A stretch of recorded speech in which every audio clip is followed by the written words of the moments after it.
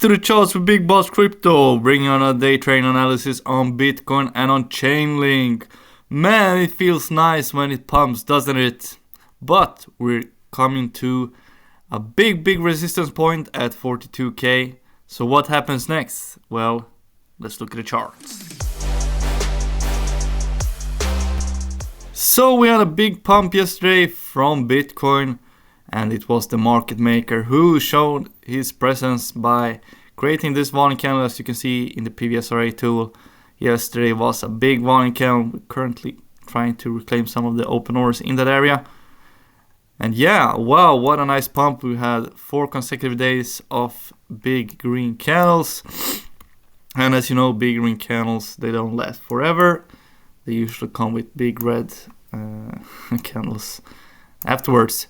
So what I'm seeing, yeah, we claimed this volume candle, which was at 42k, as I showed in my last day trading update. We could tap into that, and we did a couple of days later. And I think the big move to the upside is coming to an end pretty soon, because we've been in a steady uptrend and a market make structure ever since we broke out of this double bottom around January this year. We created double bottom, first leg up, first retrace, second leg up, second retrace. We're currently in the third and final leg up. Yeah, we haven't had a real retrace yet, and as you can see, it should be coming pretty soon. The next target to the upside, however, if we still continue to the upside, which is clearly possible, it's pretty near to the upside. 43.8k up to 45k is the next target to the upside. And yeah, we see how far Bitcoin can go. We don't see a clear double top formation yet. We need a big retrace to the downside, a small pump to the upside again, or a big pump to the upside, reclaiming this 42k area again. And then when we drop from there, the next targets are down below, all the way down to 20k possibly. I don't think it's gonna go that far, but you never know. When we create this double top formation, that's when you go short, not financial advice. And you ride down to the downside, because we're going to see a 3-step move to the downside. That's usually the name of the game. We saw 3 steps move to the upside. Now we're waiting for the reversal, and then we can continue to the upside again. Looking at the news events for this week, we got the JOLTS job openings, gonna show an indication of where the market is moving and how money is flowing in the US. Other than that, not much is gonna happen this week. We have the non-farm employment change on Friday.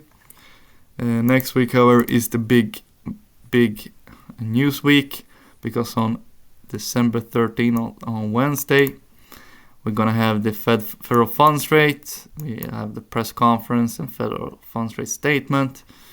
Everybody is expecting a pause, and I do think it's very likely that we're gonna see a continuation of the pause. And looking at the liquidation map, a lot of people went long on this move to the upside. That's usually retail who goes long when they see big green candles. They don't want to miss out. They want to make quick money, so they go long when they see big green candles. So a lot of liquidation points from 38, 39k all the way down to 36k. Big liquidation cluster. I do think we're gonna get to that point sooner rather than later, and yeah, be very mindful of that. To the upside, however, not a lot of people going short, which is usually the case. It's always the opposite, right? But the next big cluster, or big semi-big cluster, is at 46k to 48k. So keep that in mind. Otherwise, as you can see, a lot more money is present to the downside than it is to the upside. So a lot of people will get liquidated on their longs if price moves to the downside again. So with that being said, let's take a look at Chainlink. So no explosive moves from Chainlink. As you can see, we already had a pump a little bit ahead of Bitcoin, which is kind of interesting that Chainlink pumps before Bitcoin and then continues to move sideways and Bitcoin pumps. Interesting, to say the least. And if you take a look at this structure right here, what do you see? What do you see? I'm gonna give you 1 second to think about it and remove the circle. Yeah, you guessed it, double top formation. And if you think another second, it's not confirmed yet, so it's not a double top formation yet. So what we need to see to have a confirmation of a double top formation is to break this local low right here at $12.8. I discussed it in my last day trade update. As you can see, we didn't create another high. So yeah, we just have to wait and see. Don't go short yet. Not financial advice, this is just for educational and time purposes only. So theoretically you shouldn't go short before we see a move below this point.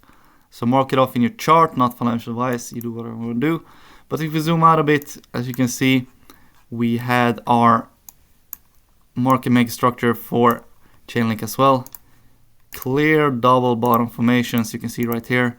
We had our first leg up, first retrace, second leg up, second retrace, third and final leg up. As you can see, I marked it off for you already.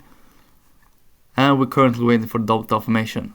As you can see, volume candles present to all the way down to $6. And as you know, we were in a range from $8.5 to $6 for over a year, and we finally broke out it. So we should be happy about that, right? Because as I told you, Chainlink is a great project for investing, and this accumulation zone is a great opportunity in the long term, not financial advice. If you still consider bullish moves to the upside, the next target for you is pretty close at $16.7. Break that, $20 is your target, and your double top confirmation target is at $12.8. Make of this what you want. This was Big Boss Brother number 2. Have a good one. Big Boss out.